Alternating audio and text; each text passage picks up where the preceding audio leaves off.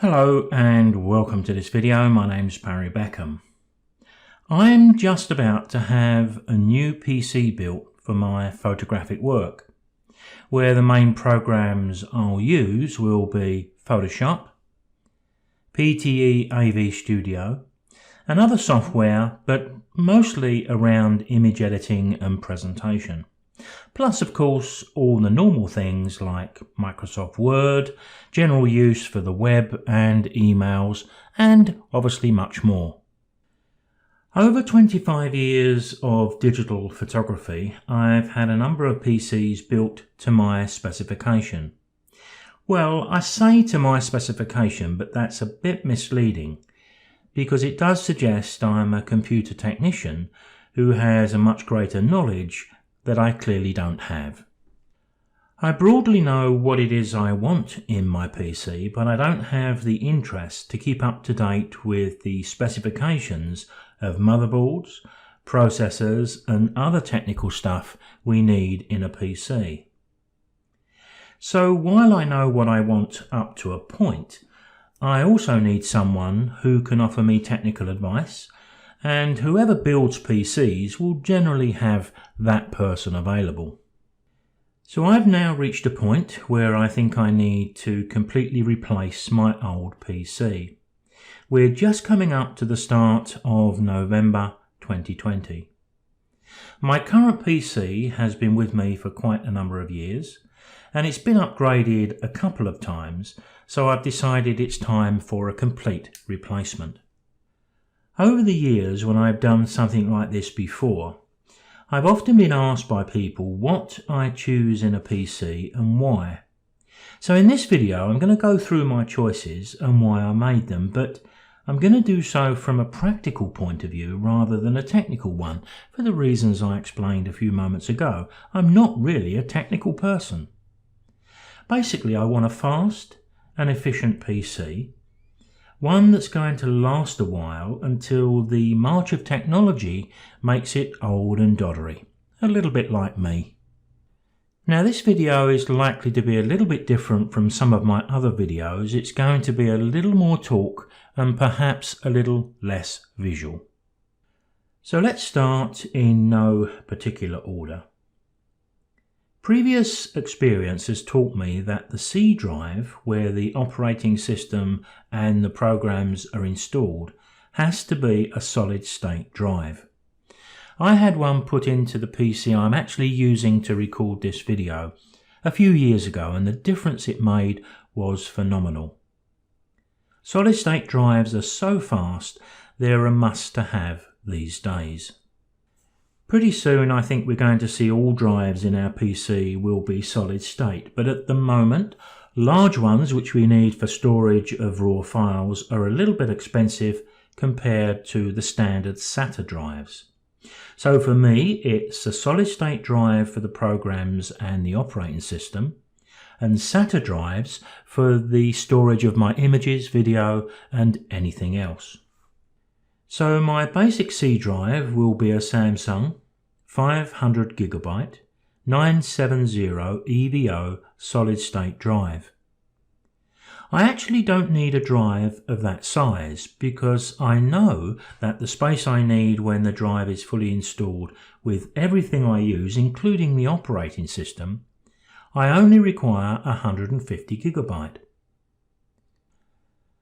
So my 500GB drive will have at least 300GB of spare capacity. Now I can use that capacity as a scratch disk for Photoshop. Photoshop uses the power of our machine for its tasks. But if it needs just a little bit more, what it does is to write temporary information to one or more than one of our hard drives. In the preferences of Photoshop, we can tell it which drives to use and in what order. So if I've got 300GB of space vacant on a solid state drive, it's going to make a great scratch disk for Photoshop because the drive is very fast. Moving on to the internal storage drives, I'm going to go for 3 Seagate 6TB drives I was going to choose three 3TB drives, but I've upped that just a little bit, and I'll explain a little later. I always have 3 other SATA drives in my PCs, and these days the difference in price between a 3TB drive and a 6 is not that great. So my decision was, as I'm going for a new PC, for a little bit more money I can get 3 6TB SATA drives, which is going to be very, very convenient.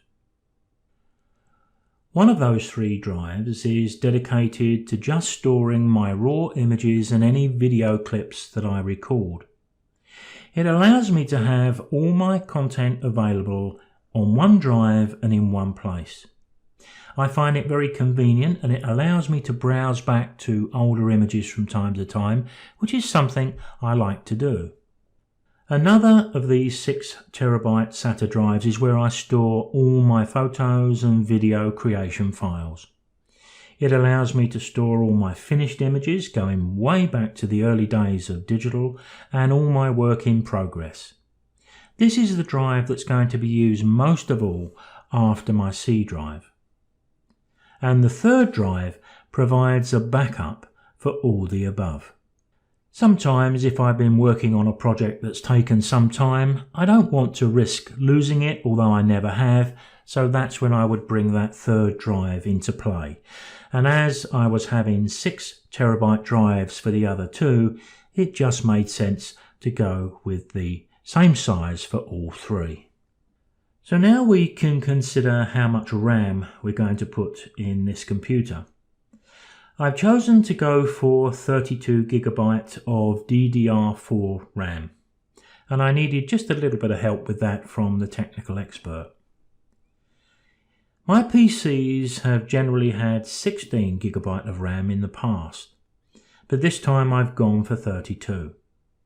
The reasons are that my image capture has gone from a 20 megapixel camera to a 30 megapixel camera in the last year or so, and soon that's going to climb to a camera that can record 45 megapixel. Now I edit my images in Camera Raw in 16-bit, so file sizes can grow quite large at times. In addition, I'm almost certain to want to shoot some video too. And if I'm going to have a new machine built, it seems logical to go for 32GB of RAM. The next 2 items I'm going to put together, the chip and the motherboard, and this is where I did need to lean on the technical skills of the guy that was helping me.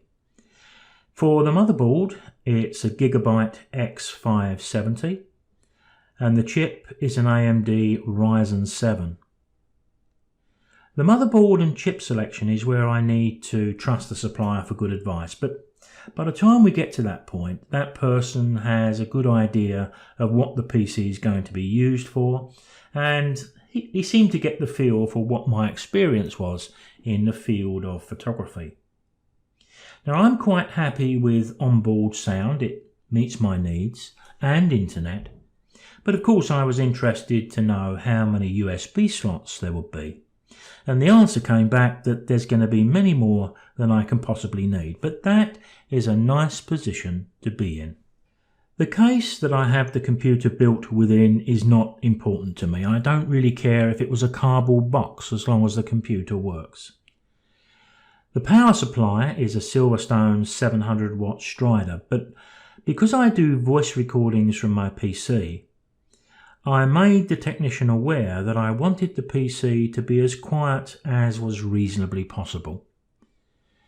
Now this will influence the size of the fans and also the sound deadening in the case, and I needed advice on what was the best ones to choose. I also needed to select a fan for cooling the CPU, and I had to lean heavily here on the technician who was helping me. The fan for the CPU was chosen for its ability to be as quiet as possible.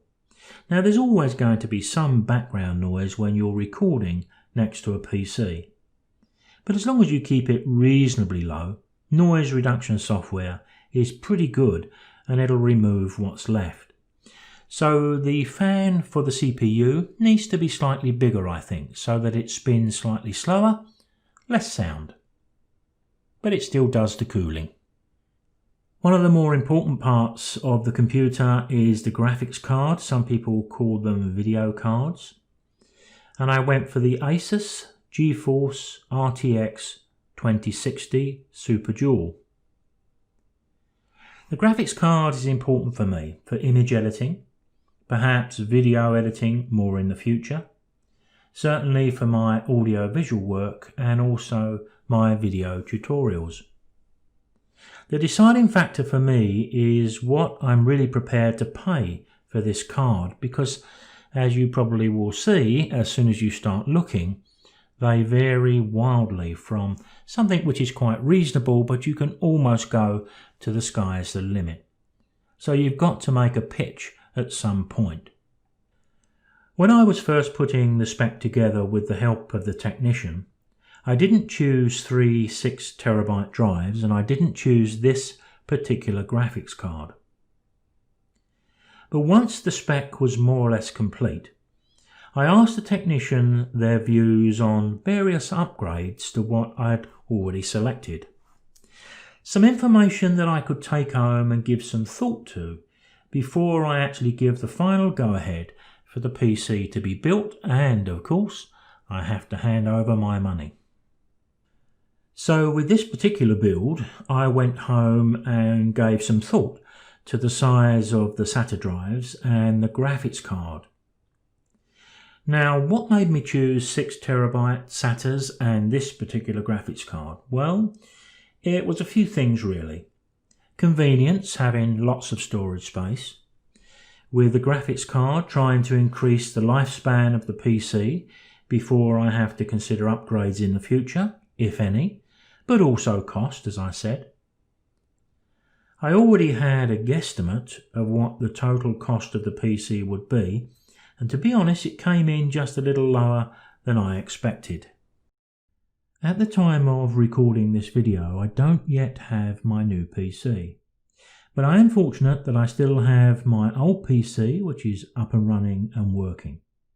So while waiting for the new build, I can gather together some essential links to websites that I'm going to need to download the software I use.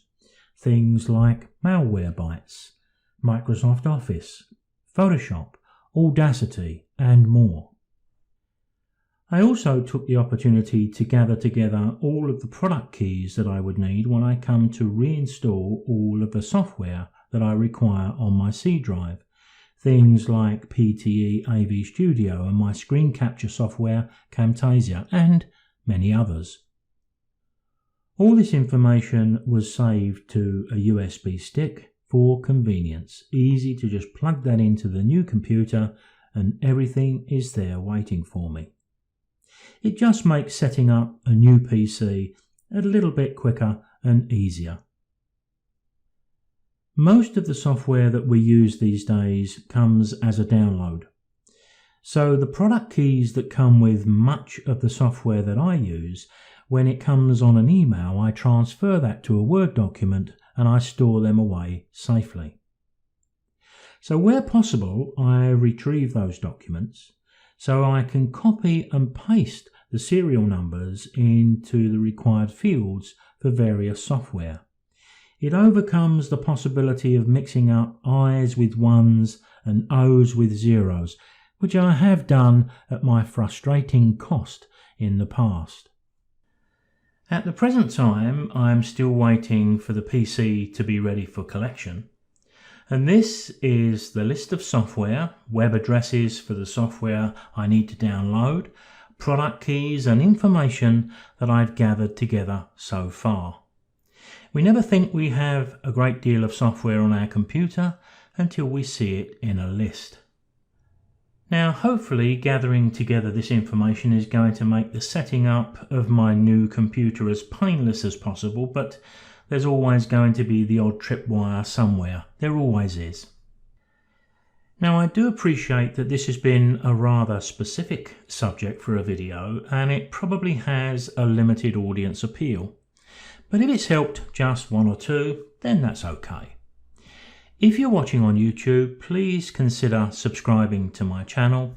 Don't forget to hit the notification bell though, because without that, you won't be informed when I post any new videos.